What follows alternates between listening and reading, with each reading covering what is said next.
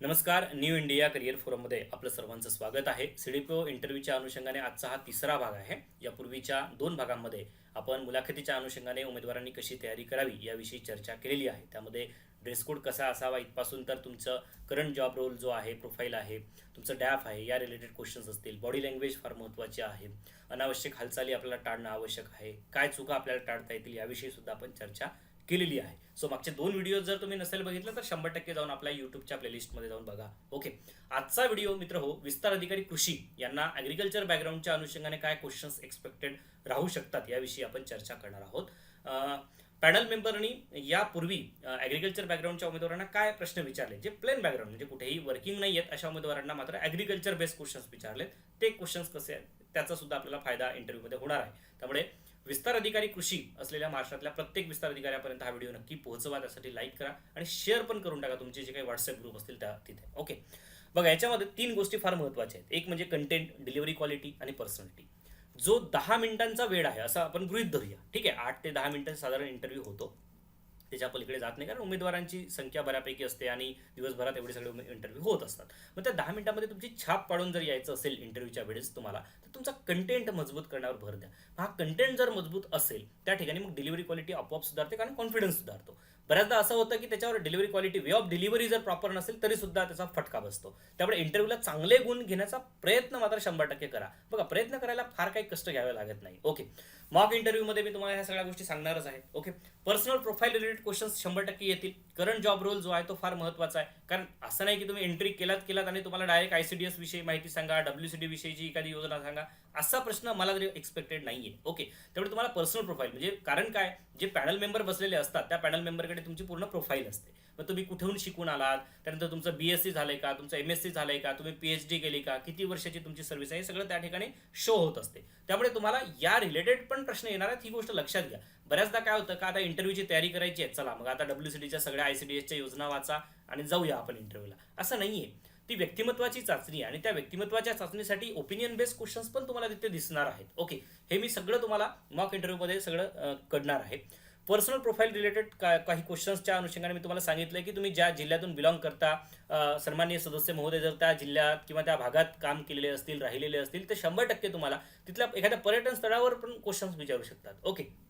त्यामुळे थोडं तुमच्या जिल्ह्याविषयी बेसिक माहिती घेऊन ठेवा.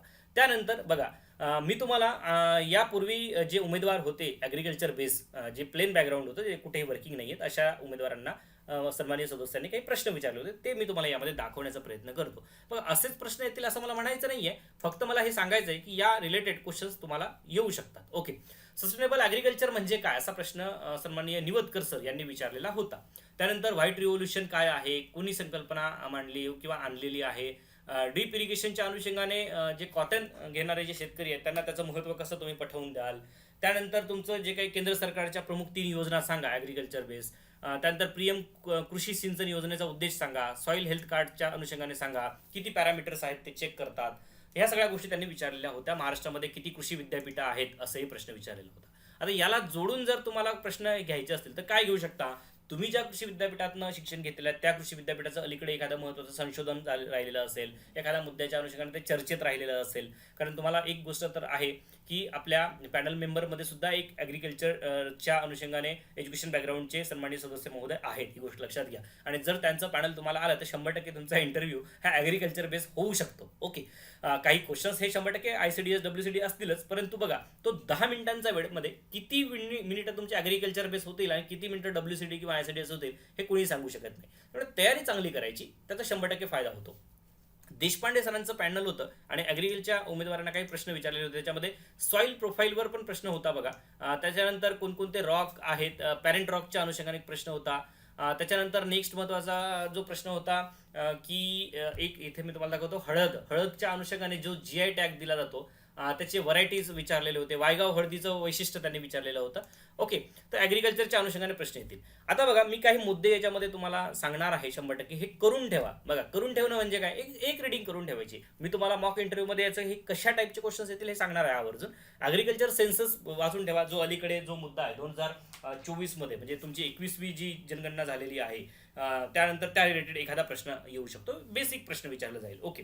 त्यानंतर जो खरीप हंगाम आहे आता आपला 2025-26चा, त्याच्यामध्ये पेरण्या कमी झाल्या आहेत, ही गोष्ट तुम्हाला माहिती आहे. ओके. थोडेसे म्हणजे 0.6% त्याचे कमी झालेलं आहे. आता हे जे आहे त्याचं एखादं कारण मला विचारलं जाईल. आला प्रश्न तर येऊ शकतो तुम्हाला, की अलीकडे म्हणजे तुम्ही बघा तुमचं कामच ते आहे बरोबर आहे की नाही, त्या रिलेटेड डेटा तुम्हाला बऱ्यापैकी माहिती असतो. म्हणजे पाऊस कधी आला इथपासून तर तुम्हाला एखाद्या योजनेविषयी जर ॲग्रिकल्चर रिलेटेड विचारतात तुम्हाला खडानखडा माहिती असते, बरोबर आहे. त्यामुळे मला असं वाटतं की या रिलेटेड क्वेश्चन्स तुम्हाला येऊ शकतात. त्यानंतर जनरली जर तुम्ही पाहिलात तर फळं पीक जे असेल किंवा एकंदरीत तुमचे सगळे पिकं असं असं गृहीत धरा. मग पिकांची लागवड आणि त्या लागवडीचं प्रमाण, लागवडीखालील क्षेत्र या अनुषंगाने तुम्हाला डेटा नाही विचारणार, परंतु ट्रेंड विचारणार, ही गोष्ट लक्षात घ्या. मग आपण किती तृणधान्याचं उत्पादन आपण खरंच आपल्या महाराष्ट्रामध्ये बऱ्यापैकी समाधानकारक घेतलं जातं का? ओके. किंवा मग भाजीपाला असेल, मग भाजीपाल्यामध्ये आपण कुठले भाजीपाल्यावर जास्त पीक जे आपण ते घेतो, किंवा मग सेंद्रिय शेती. आता आपण सेंद्रिय शेती तुम्हाला माहिती आहे ऑर्गॅनिक फार्मिंगच्या अनुषंगाने खूप मोठी चर्चा होत असते. मग तुम्हाला सेंद्रिय शेतीच्या अनुषंगाने 100% प्रश्न येईल. ओके. मग सेंद्रिय शेतीत महाराष्ट्रात नंबर 1ला आहे, बरोबर आहे की नाही. एक साधारणतः राज्याचा हिस्सा जर आपण पाहिला तर साधारण 30% हिस्सासह प्रथम क्रमांकावर अखिल भारतामध्ये महाराष्ट्र येतो. ओके.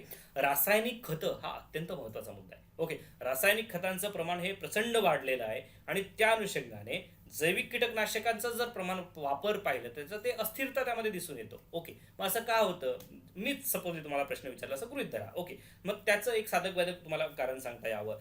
त्यानंतर राष्ट्रीय बायोगॅस विकास योजना तुम्ही राबवता, त्या अनुषंगाने तुम्ही चर्चा म्हणजे एक मला असं वाटतं की तो मुद्दा तिथे येऊ शकतो. आता बघा विविध पिकं असतात, त्याचे रोग असतात, त्याचे आजार असतात, म्हणजे ते तुम्हाला डायरेक्ट BSc MSc कडे जर घेऊन गेले तर 100% तिकडेही प्रश्न येऊ शकतो. ओके. मग एखादा पर्टिक्युलर आजारच विचारला. ओके. किंवा पांढरी माशी असेल किंवा तुमचं घाटेअळी असेल. ओके. तर या अनुषंगाने प्रश्न येऊ शकतो. एखादं कीटकनाशकाचं नावच तुम्हाला पर्टिक्युलर विचारलं, जैविक कीटकनाशकाचं. ओके. किंवा तुमचे जर हे विचारले काय म्हणतात त्याला आपण काय नत हे नाही का आपलं काय म्हणतात त्याला जैविक हे कीटकनाशक, त्या अनुषंगाने एखादं पर्टिक्युलर विचारलं. त्यानंतर जैविक खतांच्या वापराचे 2 फायदे सांगा असं म्हटलं, 2 प्रकार सांगा म्हटलं, ॲझोला वनस्पती याविषयी जी पाण वनस्पती आहे त्याविषयी विचारलं. म्हणजे बघा हे कसं होतं, हे मी जे तुम्हाला सांगतो आहे हे मुद्दे, हे तिथे तुम्हाला रिफ्लेक्शन जाणवले 100%. ओके. म्हणजे का, कारण जशी जशी चर्चा वाढत जाईल तसं 100% हे मुद्दे येत जातील. कारण ॲग्रिकल्चरच्या अनुषंगाने जे पॅनल मेंबरला एक्सपेक्टेड आहे ते या पद्धतीने आहे. म्हणजे पर्टिक्युलर एखादं शासनाची स्कीम असेल किंवा तुमचा जो कोअर भाग आहे ॲग्रीचा त्या अनुषंगाने पण, जसं डॉक्टर बाबासाहेब आंबेडकर कृषी स्वावलंबन योजना आहे आपल्याकडे, बिरसा मुंडा कृषी क्रांती योजना आहे, जसं इम्प्लिमेंटेशनच्या अनुषंगाने तुम्ही काही रिलेटेड असता त्यामुळे ते प्रश्न असतील. मग उल्लेख झाला तर 100% प्रश्न येईल. ओके. त्यानंतर मला असं वाटतं की MSPच्या अनुषंगाने सुद्धा काही मुद्दे बघून ठेवा. त्यानंतर तुम्ही वन महोत्सव सुद्धा याच्यामध्ये सुद्धा काम करता, तर त्या रिलेटेड क्वेश्चन्स येऊ शकतात. त्यानंतर अजून एक मला असं वाटतं की नुकसान भरपाई जो आहे, नुकसान भरपाईच्या अनुषंगाने कशी ती एकंदरीत प्रक्रिया पार पाडली जाते या रिलेटेड पण प्रश्न असू शकतात. ओके. त्यानंतर GI टॅग रिलेटेड काही पिकं असतील त्या अनुषंगाने प्रश्न असतील. ओके.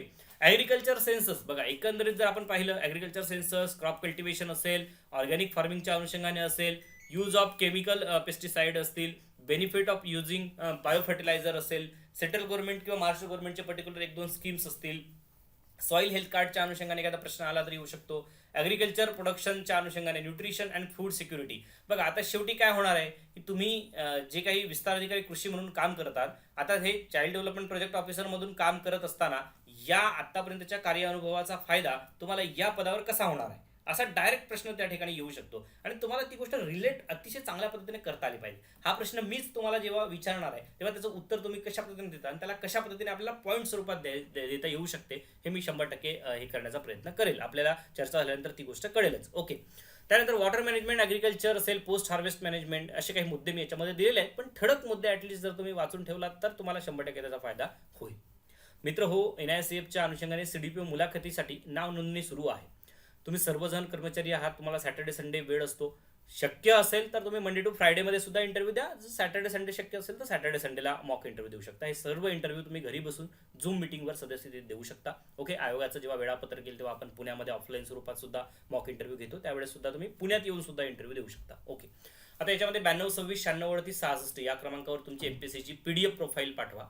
त्यानंतर पेमेंट करून तुम्ही जे कन्फर्म करा आणि त्यानंतर पर्टिक्युलर डेट तुम्हाला दिली जाईल, टाईम दिला जाईल, त्यानुसार मग तुमचा इंटरव्ह्यू जो आहे तो घेतला जाईल. याचा 100% फायदा तुम्हाला प्रत्यक्ष आयोगाच्या मुलाखतीमध्ये होईल.